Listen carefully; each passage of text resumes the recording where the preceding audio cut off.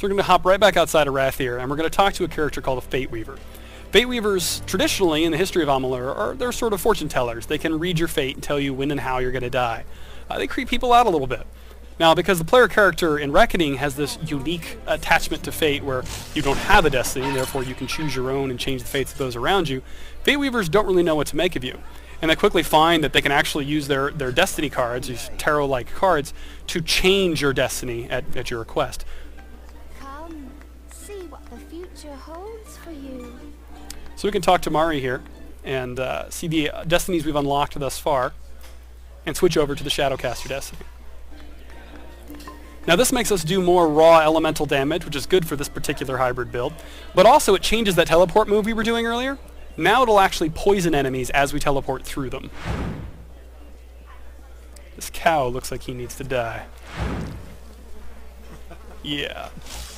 So just it's a thing that takes advantage of that hybrid. You know, as a mage, you got all these elemental bonuses. As a rogue, you're good with poison and bleeding effects. You just poisoned a chicken to death. Really? Okay. And that was actually another question that we had from one of our Facebook fans was, can you kick the chickens in game? So you can't kick them, but you can kill them in a wide variety of ways and send them flying, or poison them as you teleport through them, as you've seen. So now, having switched over to the Mage Rogue hybrid, we're going to go ahead and enter the Dungeon of Verki, where Anella is apparently hiding.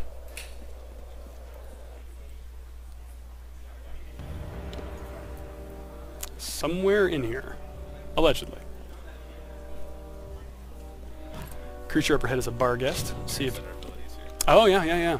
So actually, we're going to go ahead and map the abilities a little bit differently. We were using these more mage-themed abilities earlier on in the demo. So now Joe's going to map those abilities that he bought when he leveled up. The Smoke Bomb and the Frost Trap, and use those in the fight.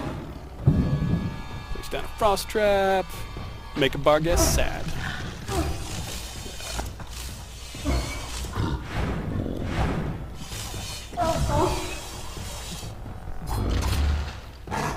Nice.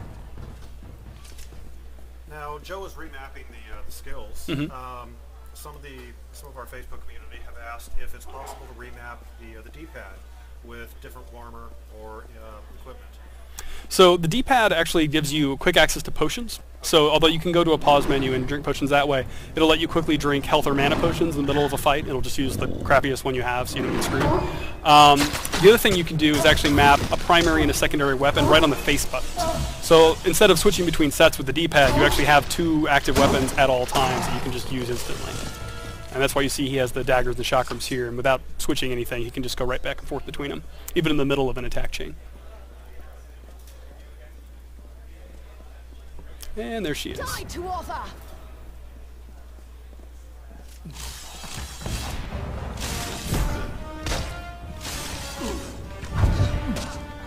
Smoke bomb.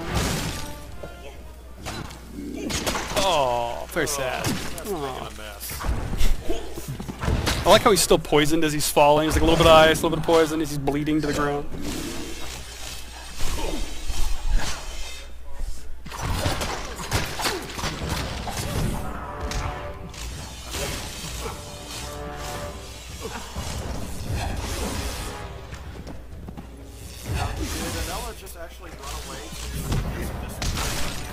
Yes, she did. So all the different characters in the game have their own kind of behavioral packages. I'll wait while she talks to you. Unless you're going deeper into Verki, I'll take my leave. Yeah, in the case of an archer like her, they'll generally try to keep distance, and in cases of groups of archers, they'll try to fire in volleys, like, loose, and all the arrows go off. Okay. And what some of the archers will do, like the enemy archers in the game, they'll actually kind of cower when you get close, like, oh, don't hurt me, I'm just an archer, and then they punch you in the face if you just wait there. So, yeah, don't trust the archers. Until the work is Fun done. fact. You'll just have to help. They're coming in through the water gates in the depths of this place. They must have found them. That's their way in.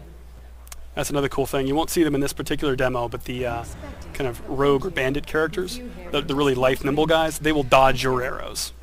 Hop to the side, it's pretty cool. You fight well enough. Alright, so I am a horrible person who was talking over her dialogue, but what she was telling us is that these Tuatha are all here for a reason. They found a secret tunnel underneath the body of water to the east that's actually leading them right here to this dungeon. And so what she wants us to do, or help her with, is shut down these 3 gates that are letting them come through from the inside. So once we've done that, they won't be able to keep pouring into Arethel. Yeah, let's go ahead and... so this purple glow up here tells us that this sarcophagus is booby-trapped with something called a ward.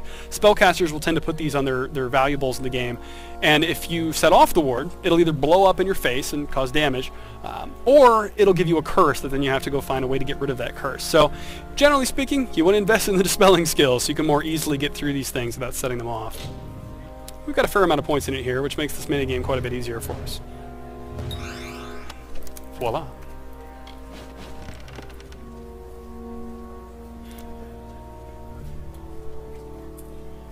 Now, one thing we haven't had an opportunity to do yet, because we're already decked out with pretty awesome loot, is that as you loot guys in the game, you can actually compare or equip those items directly from the loot screen. You don't actually have to go in your inventory to do it.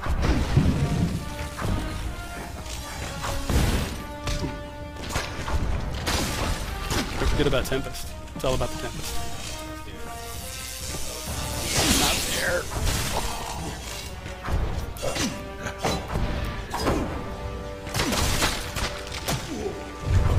There we go. Oh, you ran out of mana? Yeah.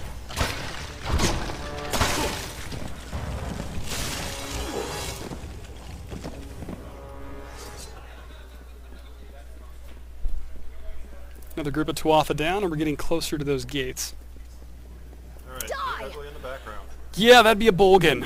The Bolgans used to be sort of the Fey masters of this entire area. They had this massive kingdom and all this gold and riches, and they've kind of fallen apart since then. At this point, they're just these loose, scattered groups of tribes.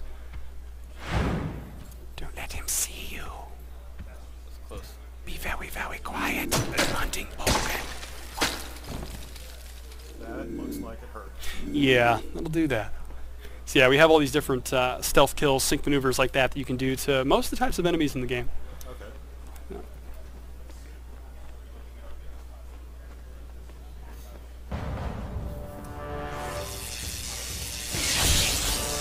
And that's Tempest. I like it. It's really built for groups. It's so pretty.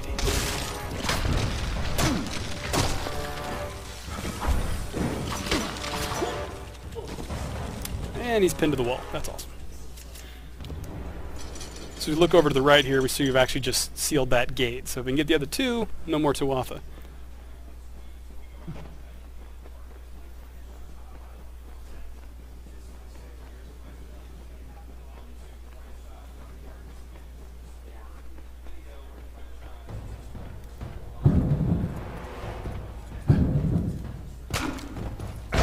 Nice. So you can push him back into the trap.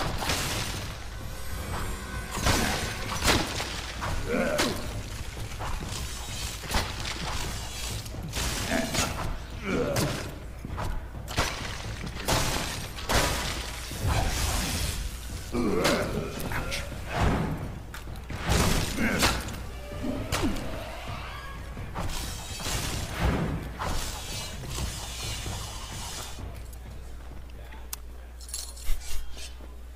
Now you've got the trap on the ground there. Is it possible to recover that trap? You don't actually need to. There's an actual limit on how many of those traps you can have down at a time. So if you placed, 3 of them, that one would disappear, and then the third one would appear. Gotcha. And as you invest more points in that ability, your limit of how many you can have at a time increases. Okay. And that's actually considered, because it's a combat ability, it's not like part of the crafting systems. You don't have to use components or anything to put those down. Oh, he doesn't know we're here.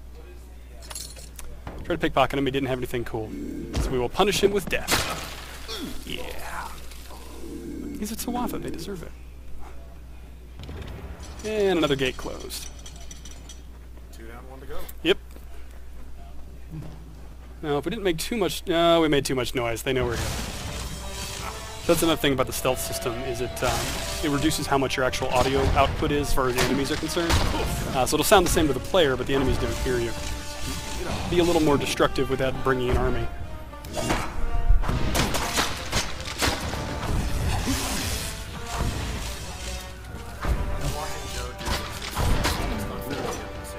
Yeah. Yes, I mean, Joe is our lead combat designer, so he's very, very good at the game. So it might be a little bit misleading, but we do have, different difficulty modes in the game and everything set up so that, if you're extremely good at action combat, you can do things to make the game more difficult for you or take a higher difficulty mode. If you're not as much into the action combat, you can either grind to just become more powerful and get through it more easily, or you can just build your character in a way that lets you be more strategic about battle, like things with those traps or the Mark of Flame ability that we've shown in other demos. It's finished. Return with me. If I know my father, he'll want to thank you in person. Another cool thing is the way that our hit reactions work. So like when you hit an enemy and he goes flying in the air, gets knocked down or whatever, those work differently depending on the levels between the player character and the enemy. So if you're just a really good action gamer, you're like, RPG, and you just want to kind of burn your way through it, you can't really do that. If you get more than 3 or 4 levels out of where you are, like above where you are, the game will change the hit reaction. So your hit like this that would normally knock that guy down, doesn't.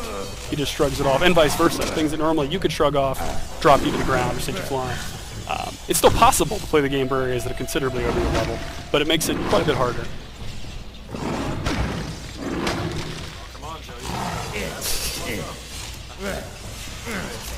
So, nice. The Bolgan have these big-ass shields, so the way to hit them is from behind. You can fight them from the front, but it's not very effective. Still taking poison damage. Come here. Come on, step on these crystals. They're nice crystals. Oh, so sad. Alright. There it is.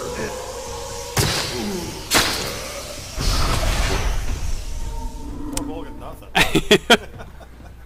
So what you just saw there is called a fate shift kill. It's sort of our ultimate expression of our combat loop, where you're going to just destroy not only the one enemy, in this case there's only one guy left alive, but you can actually set several enemies so their fates start to unravel, because again we have these fate and destiny powers. And then when you do the fate shift move on one of those guys, it'll kill all of them at once with a big XP bonus that applies to all the guys you take out. So now, having cleared out this area of the caverns and closed those gates, so in theory there's no more Tuatha pouring into the land, we can take this exit out and see a little hint of some of the other areas within the game world.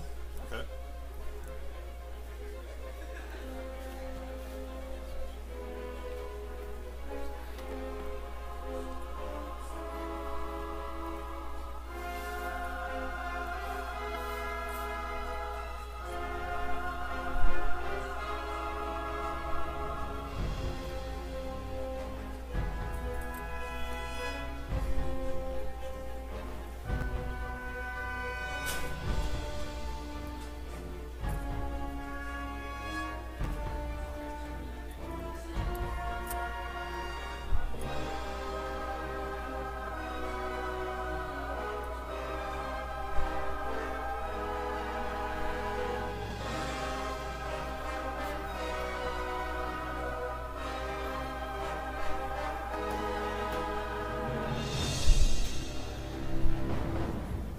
And that's our demo for today.